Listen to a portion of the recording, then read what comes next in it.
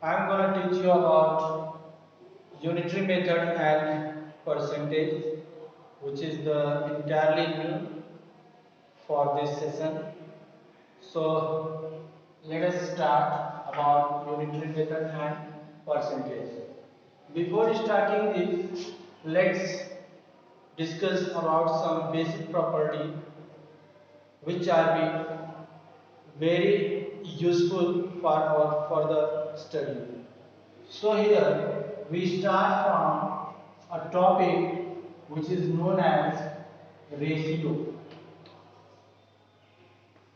and I hope that you have studied about ratio in your previous classes where you become to know about the meaning of ratio as to be comparison. Okay, so that the exact meaning of ratio is comparison only.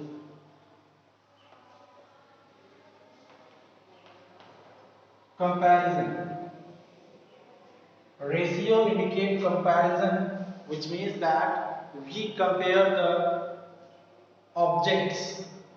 We compare the two objects. Then we write them in mathematical form. They are known as ratio. Just suppose that if we have two quantities A and B, okay, and I ask you for compare them, then you will write them as a ratio A is to B. So that the ratio is denoted by A is to B and read as A is to B. Okay, which means that we compare A with B. So this is the ratio, and the meaning of ratio is comparison. And there is one most remarkable property of ratio is that we can only comparison those quantity which are in the same unit. Okay, if the quantity have different unit, then we cannot compare them. In order to compare them, we have to make their quantity to be same, then we can compare them. Just suppose that if I give you 20 rupee and 20 rupees to 500 paise. Here we have two quantities, that is 20 rupees and 500 paise. But here we can see that both quantity have the different unit. So we cannot compare them. We cannot establish the ratio between them. For this, we have to change the unit into the same. So here we can see that this is the rupee. So write it as it is and convert 500 paise into rupee. For this, we write 500 upon 100, and here we get this is equal to rupee 20 is equal to rupees 5. And now here we can see that the both quantity have the same unit, and here now we can compare that. Here we can see that 20 and 5. How much money do you have? Total 25 rupees. And here you divide this 25 rupees into two parts. In one part you put 20 rupees, and in the second part you have 5 rupees. That means in what ratio, then the question is arises from there, in what ratio did you divide the money? Then here you can see that 5 1 are 5 and 5 4 are 20. So here we have 4 is to 1, which means that you have divided 25 in the ratio 4 is to 1, which means that if you have, just suppose that if I have 5 chocolates, then I keep 4 chocolates for myself and I'll give you 1 chocolate. Okay?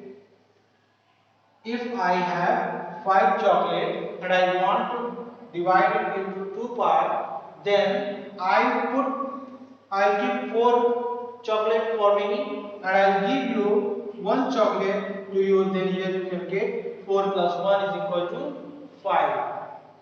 Similarly, just suppose that if I have 25 chocolate and I want to divide this 25 chocolate in the ratio 4 is to 1, then what we do? So think about this. First of all, I have only 5 chocolate. Okay, and now I have 25 chocolate. So just tell me 25 how much time than 5? How much time 25 is greater than 5? Then you will say that, sir, here we have 5 times of 5. Here we have 5 times of 5 chocolate. That means we have 25 chocolate. So here you can see that first I have 5 chocolate. Now I have 25 chocolate, which means that in the second time I have 5 times more than first. So that the first time the ratio was 4:1 and now it will become the 5 times, so multiplied by 5 in the both sides, and hence you will get 20 is to 5. Therefore, I have divided 20 paise in 20 rupees into 20 is to 5, which has been divided into the ratio 4 is to 1. Okay, so this is the concept of ratio. That means we have to compare the quantity, and here we can compare only those quantity which have the same unit. If they have different unit, then we cannot establish the ratio between them. If we can change the unit into the same, then we can compare them. Okay, so this is the ratio. Now let's see some question on the ratio.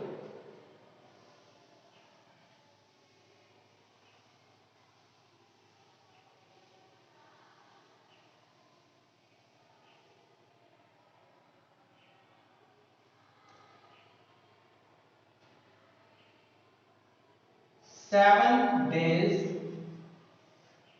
and 2 weeks. Okay, compare them. In what ratio they divided? Here we have to compare 7 days and 2 weeks, that in what ratio they have divided. So here we first change the unit. Here we can see that in the first quantity the unit is days, and in the second quantity we can see that the unit is week. So we cannot compare them until we change the unit to make them same. That's why here we write 7 days is to 7 multiplied by 2 days, because we know that in 1 week there are 7 days. So we write like this, and now here we get 7 days is to 14 days. Okay, and here we get 7 under 7, 7 to the 14, and then we get 1 is to 2, and hence we say that 7 days and 2 weeks are divided into the ratio 1 is to 2, and here we say that 7 days and 2 weeks are divided in the ratio 1 is to 2. Okay, I hope The ratio is clear to all. Now let us see the next, that is the proportion.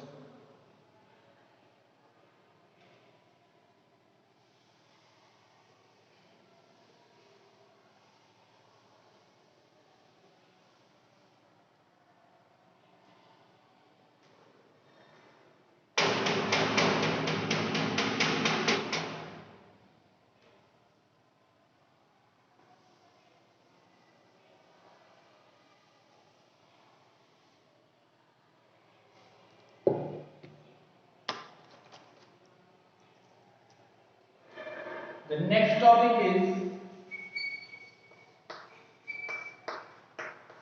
proportion. What is the meaning of proportion? The meaning of proportion is equality, as we write the whole number as equal. If we write, we have two whole number 5 and 5. Then if we compare them, we say that they are equal. Okay? When we compare these two quantity, we write equal. Here we can write 5 liters, and here I write 5000 milliliters. Okay, then I say please compare. Then you will write both are equal. Then you will say that sir, both are equal, because we know that 5000 ml is equal to 5 liter. Okay, but proportion represent the equality of ratios. Proportion represent the equality of ratio. How? Let's see.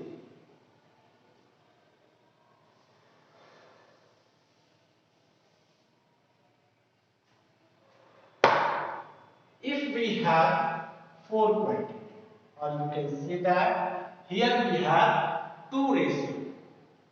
A is to B, and the second is B is to C. Okay. Then here we can write A upon B, and this can be written as B by C. And if A by B is equal to B by C, here we can say that A upon B, B upon C are not the ratio, they are the fraction. They are the fraction. And if two fractions are equal, that is A upon B is equal to B upon C, then we say that the ratio A is to B is in the proportion of the ratio B is to C. Okay? If the fraction A by B is equal to B by C, then we say that the ratio A is to B is in the proportion of the ratio B is to C. This is the definition of proportion. And here the elements, the quantity which are outside. Which quantity are outside? A and C. A and C are the outside element. That is why A and C are known as extreme. Are known as extreme point. Or you can only say extreme. Here A and C are extreme, and B and so here I have to write this like this: C by D, then this will become C by D, and this will be also changed like C by D. And B and C, B and C.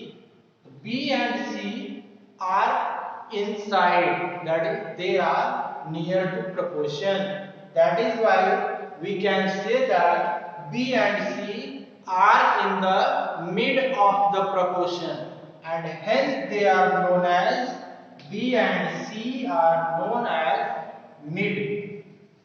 Mean, they are known as mean. Okay, they are known as mean. And one most important thing I would like to tell you that if A is to B is in the proportion of C is to D, that is, if A by B is equal to C by D, then apply here cross multiply and we get A multiplied by D is equal to D multiplied by C. Now just tell me what are A and D? A and D are the extreme. A and D are the extreme. So we can say that product of extreme is equal to the product of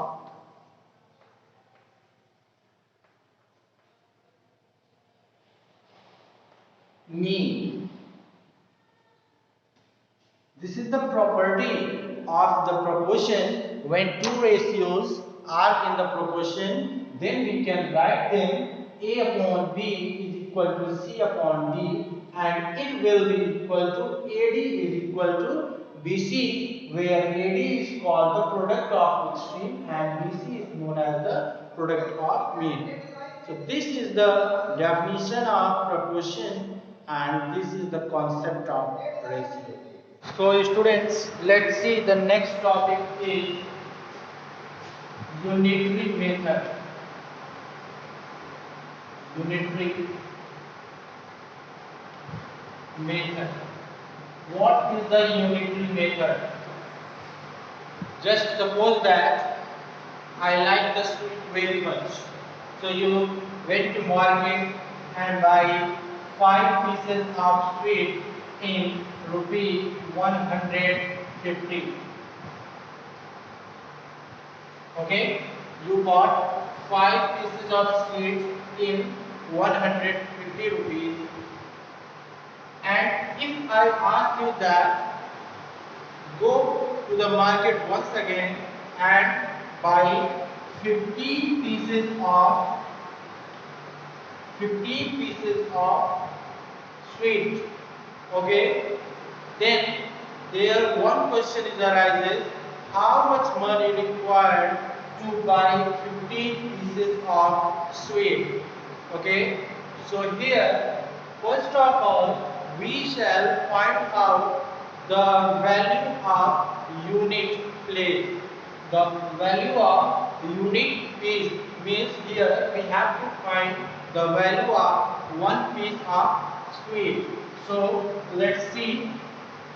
In order to find the one unit, we divide 150 by 5 and hence we get 30 as a result. So we can say that one piece at the rupee of 30 we get one piece of sweet. Okay, here we get one piece of sweet. Then how much money required to buy 15 pieces of sweet?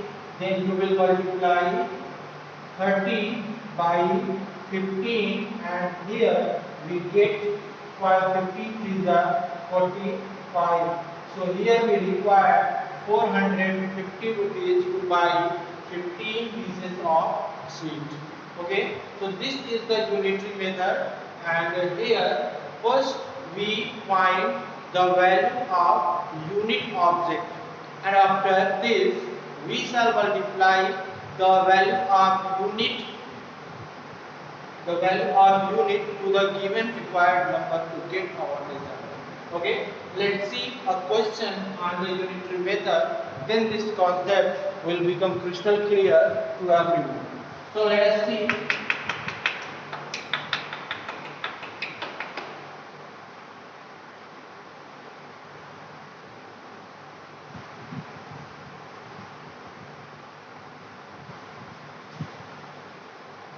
So let's see, there is a question. if 8 kg of salt, if 8 kg of salt, if 8 kg of salt costs 96 rupees. Okay, if the cost of 8 kg salt is 96 rupees, how much does 40 kg of salt cost? How much does 40 kg salt cost? Okay, this is the given question. First, we solve this question by our concept, and after that, I will give you an idea to solve this question within a minute. Okay, so the question is, if 8 kg salt costs 96 rupees, means the cost of 8 kg salt is the cost price of 8 kg salt is 96 rupees. So here we write cost of 8 kg salt is equal to 96. The cost of 8 kg salt is 96 rupees. Then this implies cost of 1 kg salt, and this will be equal to 96 divided by 8, and here we get 12 rupees. Okay, so that the cost of 1 kg salt is 12 rupees. Therefore, cost of 40 kg salt, 40 kg salt is equal to 40 multiplied by 12, and here we get 12 portion 48, that is 480 rupees. This is the cost of 40 kg salt. So students, I hope there is no doubt in this question and the concept of unitary method. If you have any problem, then please go to the comment section and mention your doubt. I will clear in my next video. Okay, and I suggest to all students to solve much more questions from the exercise. We shall meet in our next video with new question. Till then, goodbye.